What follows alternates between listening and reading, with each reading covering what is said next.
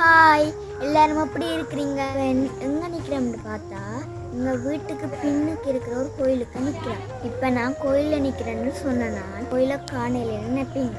நீங்கள் பார்க்குறீங்க இந்த மரத்துக்கு பின்னால் தான் இந்த கோயில் இருக்கு. ஏன் இந்த மரம் இப்படி இருக்குன்னு பார்த்தீங்கன்னா நேற்று பெஞ்ச மழையானதான் மரம் பாரி விழுந்துட்டு நம்ம வருஷத்துக்கு மேலாக இந்த மரம் நின்றது. பாருங்க, எவ்வளோ பெரிய மரம் பாருங்க.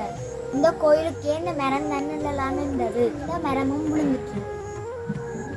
இந்த கோயிலுக்கு வந்தா நம்ம இந்த மரத்துல வேலான அங்கே ஊஞ்சல் ஆடுறோம். நாங்கள் பார்த்தீங்களா, பார்க்கவே கவலையாக்குறது.